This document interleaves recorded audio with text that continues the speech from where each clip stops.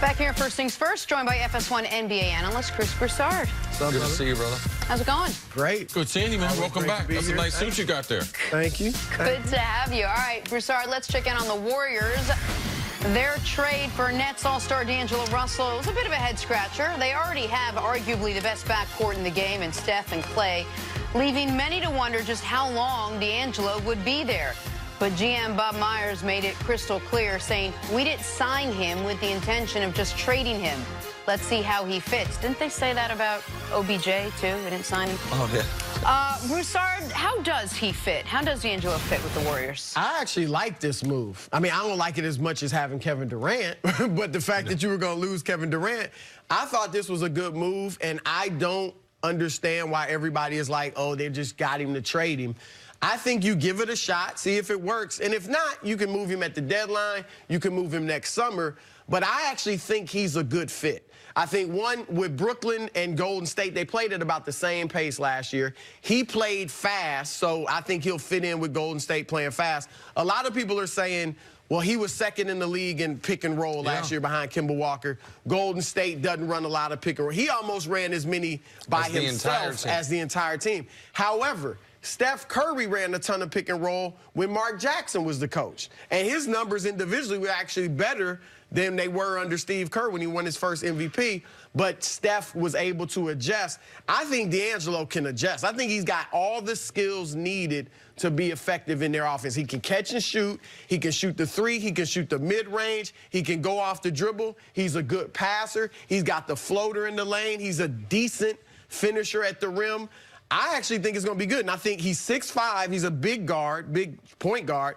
But you could play he and Steph together in the backcourt, and when Clay gets back, I think you can play Clay at the three. Now, defensively, it'll be some challenges, but I actually think offensively they can work well together. So they will have, even when all three come back or when Clay comes back, height-wise, they'll be okay because Steph is bigger than people give him credit for. He's almost 6'4".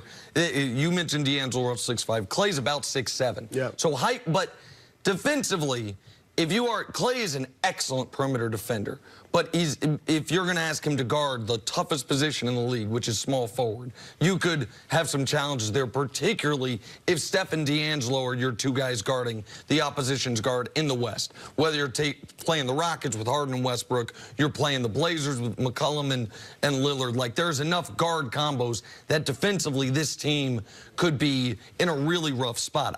I understand why they did it.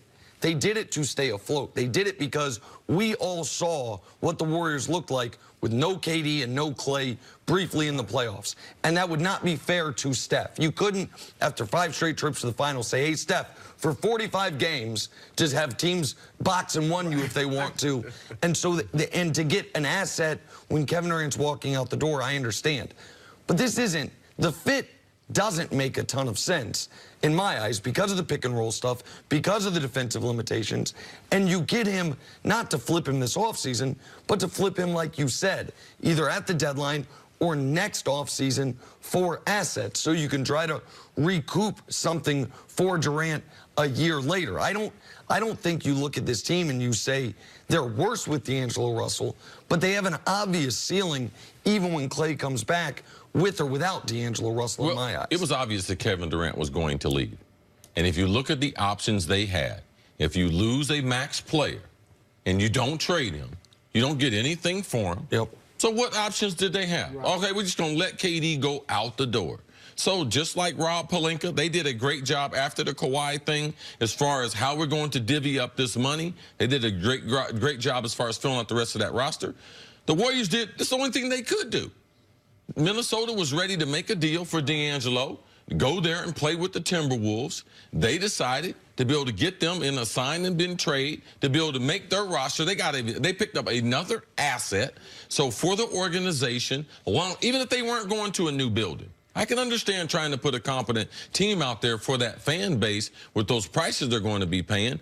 But from a basketball operation, to be able to trade for another all-star. He does fit what they're going to do because there's two areas that Clay, if you look at when you tear your ACL, what will you struggle at? Number one on the offensive end, shooting those three-pointers, coming off those picks. He doesn't dribble a lot. So getting his hips square and his knees, getting them square to the bucket like he always does. He's a classic jump shooter. That I believe that will take a little more time. And on the defensive end, because that you are more vulnerable. You can't see pick and rolls. And guys, once they tear their ACLs, they are vulnerable to people being on their outside of their legs. So you can expect him to maybe lose a little tick on the defensive end. So you guys are talking about D'Angelo Russell now playing defense and Steph playing defense. And we can't expect Clay to be a shutdown guy that was in the finals. We should expect him athletically just to lose a little bit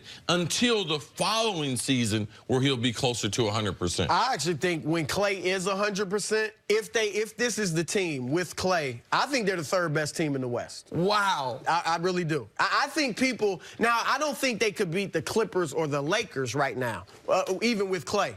But I think people are writing them off way too early. I think their system, I mean, again, they didn't always have Kevin Durant.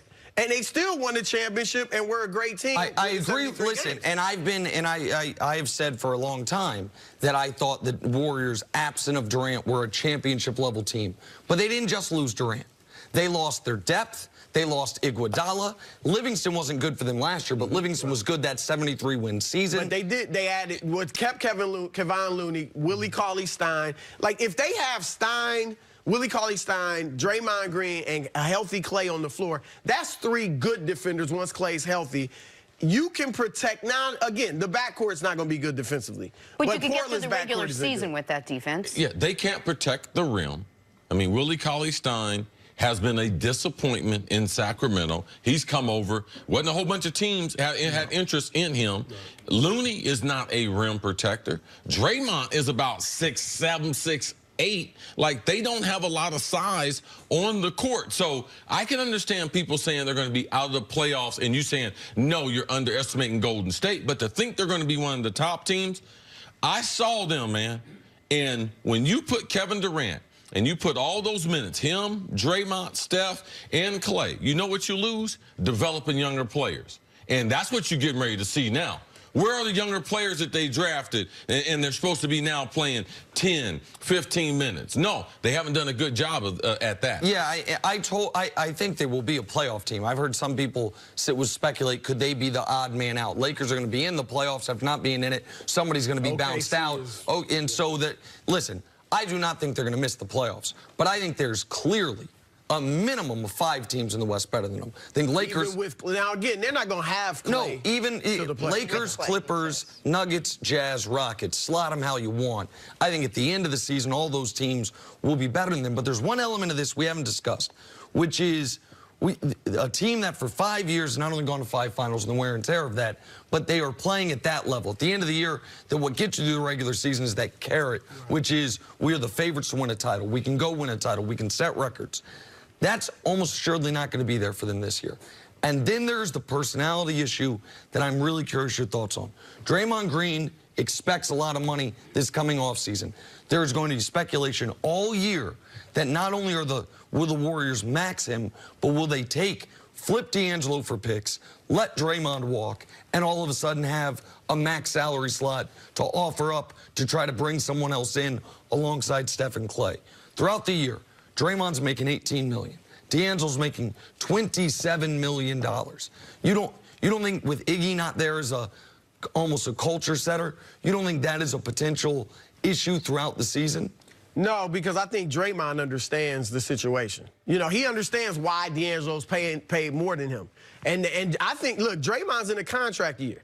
And most teams understand he's in the perfect system for himself. Yeah. Going somewhere as a max guy, I mean, look, the Lakers obviously with Clutch, you know, Draymond's with Clutch now. They might be a possibility in the future. But outside of that, I don't know a ton of teams that would max him. So I think he's going to have to come out and have a great year. And I also think these guys are going to take this as a challenge. You know, everybody now that KD's gone, people think we're going to fall off. I agree with you. Without Clay, I don't think they're going to have a high seed.